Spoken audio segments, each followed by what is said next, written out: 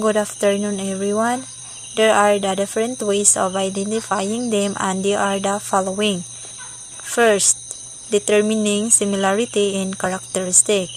One way of identifying competitors is by determining similarity in the product and services offered, the specific technologies applied, and the strategic employed, whether marketing, financial, and managerial. So, competitors can be also identified by looking at business that offers similar product or services, use similar technology, and apply similar marketing and management strategies. So, like for example, is if you own a hotel in Cebu, other hotel that offer accommodation, restaurant services, and event venue in Cebu are your competitors because they provide a similar services. Second is studying consumer. Observing and studying consumer in terms of demographic variables can also help identify competitors. 6. Civil status, age, educational attainment, monthly income, employment, and psychographic variables like needs, wants, attitude, perception, purchase pattern, and buying behavior. So, you can identify competitors by analyzing the target customers. Look at demographic factors such as age, gender, income, educational, and etc. And psychographic factors is lifestyle, interest, buying behavior. Businesses targeting the same customers are competitors. So, example ani is if your coffee targets college students and age 18 to 25 with affordable drinks and free Wi-Fi. Other coffee near universities targeting the same students are your competitors. Researching company data.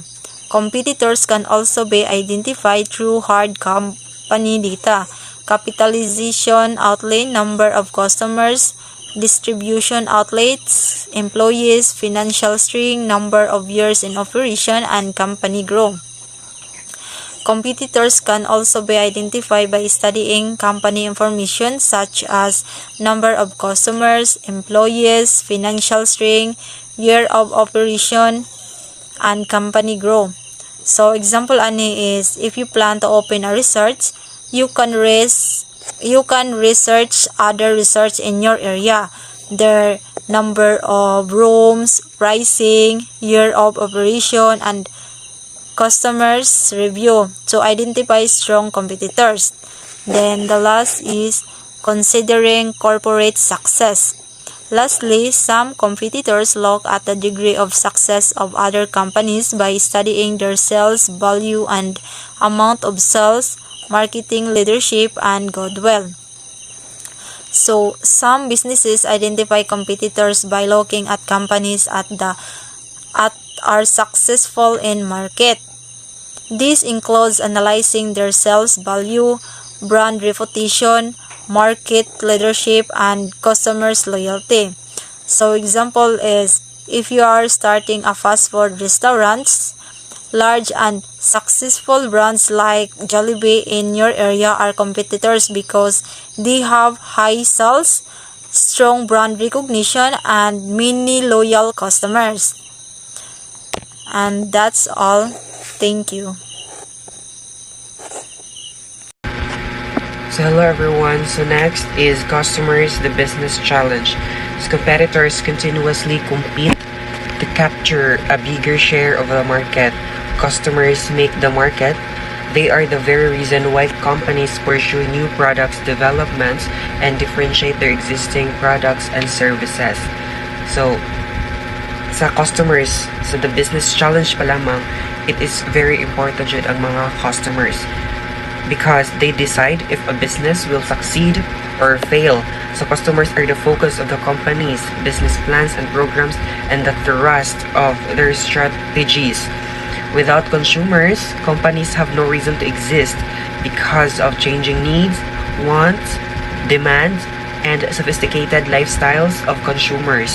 There is an exigent to employ various approaches to ensure their patronage and loyalty. So, okay, simple explanation. Like, many businesses are competing with each other, di ba? One of the reasons, sa business yun, na may mga kompetensya, na may mga kakompetensya. Then, each business, of course, syempre, kailangan mo dyan customers. So, muna yung nakarason sa nga maong kailangan na ito kompetensya. Like, mas kung ganit ko nung mas medyo pa ko nung mas daghan pa tag customers kaysa sa mga competitors. Siya. And then, of course, customers choose where to buy mampod. So, businesses must work hard to please them. So, nga namang importante mo dyan yung mga customers sa business. Nga importante man. So, without the customers, makasurvive ba ka ang business? Diba, dili? So, it is really important yun na na-adjust yung customers. Then, of course, customers are the main reason why business creates new products and improve services. Diba? Diba mga customers, they are very kanang tawagan ni kanang labi nagkamong na may mga business kanang murag customers di ba may mga uy murag ninduton ni siya nga product like mo po yung makapag-improve sa business ha and siya sa mga businesses they are really always think nga usa pa may gusto sa mga kuan usa pa may gusto sa mga business di ba mo to so what do our customers want so usa pa sa in a business is the challenges. So, nga naman mo yung customers mo yung naman yung maka-challenge mo yung sa business ang customers, di ba? So, of course, ang customers, mag-on sila na sila mga needs or wants. So, without customers, di ba? Mag-isa ang business mo survive. So, mo po nila naka-challenge nila nga na kailangan nila ma-improve ang ilang product. So, of course, they want also a better quality. Sabi na sa mga lower prices. And of course, the better services. And then, nasa uban, if customers are not satisfied, they will go to another business. So, muna na ito naka-challenge sa mga business na kana ug di nila ganahan ang imong business. They go to another business. So, muna ito siya, guys. So, next is the picture. So, as you can see, ang atong mabasahan is na yung mga good product or service gives customer satisfaction and then elicits customers approval. The next is the quality product. Quality product service. It provides customers delight. It assures customer patro. Mo to siya. Like so it's about the customer-driven process. No, so what the diagram is showing, this shows that everything in the business starts with the customer. So muna gingon nga, if customers are happy, they come back. If not, the business loses them, diba? So, gano'n mga naka-challenge sa din nato. Because business must always listen to customers. And then, they must change and improve when customers want something new.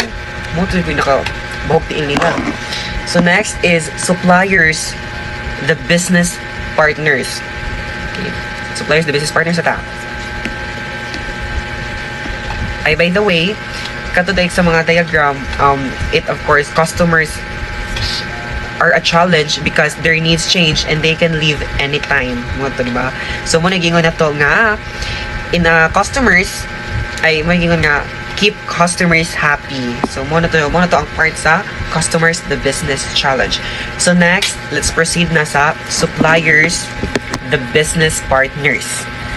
So, suppliers refer to individuals and companies engaged in the delivery of raw materials, machinery, technology, labor, expertise, skills, and other forms of services.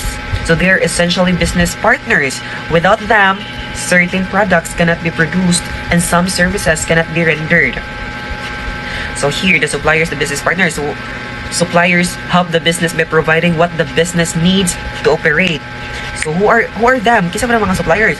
So mo na mga nag-provide. Suppliers provider mo itong mga raw materials like mga ingredients or katong mga parts and machines and tools and then labor or skills. Then of course the technology and services. So why are suppliers important? So without suppliers, a business cannot make products. So they are called business partner because businesses depend on them. So, ganun man sa na mo po'y kanang naka-challenge nato ning mga suppliers. Usa po'y challenges ani suppliers. So if suppliers delay delivery, the business is affected. Mo siya. Tabi na sa mga sa mga business, di ba? Just a delay biyag mga delivery, ako biyag epekto siya no in a business. Then if materials are low quality or expensive, products become bad or costly. Maglisod na sa uban na maglisod na sila change sa mga prices. And then of course, businesses must choose reliable suppliers. So for example, di ba? For example ito, a bakery needs flour, sugar, eggs. Di ba mga bakery kailangan mga flour, sugar, eggs. So if the supplier fails to deliver flour, the bakery cannot sell bread. So was sila ibalik kay tsaka mali man ang gihatag nila nga gi-deliver nga kailangan. So mo to siya. Like muna to, kanang suppliers are a challenge because businesses depend on them for materials and services. So dapat jud in a business must build a good relationships with suppliers. So I think that's it for the suppliers, the business partners. Thank you. So next is the supplier component is important for the following reasons. First is it is responsible for the quality of the products produced and the services rendered. So the management are responsible for making sure the products are high quality and the services are done properly. So they check and guide the work to meet standard. So if the supplier is not managed well, it may result in the delivery and sale of substandard raw materials. So for example, sa substandard raw materials is if ang bakery makadawat og low quality nga product gikan sa supplier, so dili lami ang bread na ang taste sa bread ingana and dili sad sakto ang tubo. And the next is low quality equipment and machinery. So for example, if ang factory mapalit og dali ra maguba nga machine, so mahimong na defect ang ilang mga products.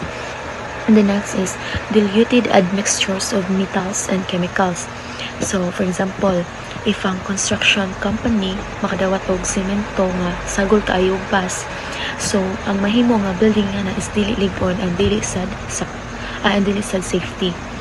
And the next is decrease in the number of delivered items. So for example, kung nag-order ang tindahan og 100 ka items pero 80 ra ang na-deliver, so the store may run out of stock. So syempre dali ra jud mahurot. And deficiency in weight, size, and number of units of delivered items. So for example, if ang supplier mag-deliver of rice sacks that are supposedly 50 kilos but 45 ra di ay, so malugi jud ang business niya na. And then second, it affects continuity in operational processes, example production, scheduling, and delivery. So, it ensures production, scheduling, and delivery run smoothly without delays so the business can continue operating properly. So, delays in delivery schedule may cause inventory problems like stockouts, work stoppages, and workforce displacement. So, first is production.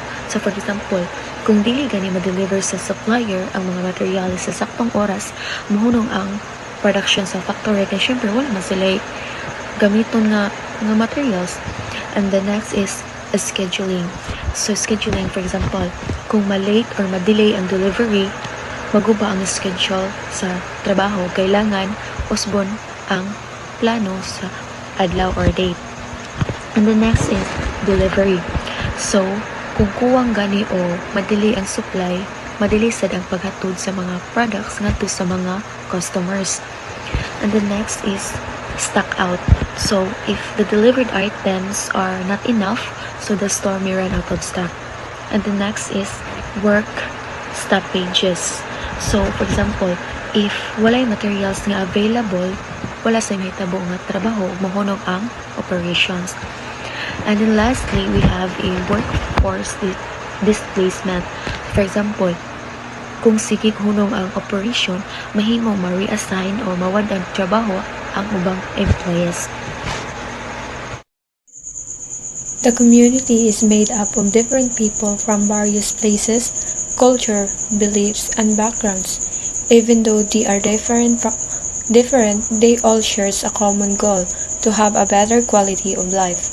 In business, the community is very important because it is the reason businesses exist. It includes customers, suppliers, and competitors. Business grows and succeeds because of the community, and the government also focuses on it since it plays a big role in the economy.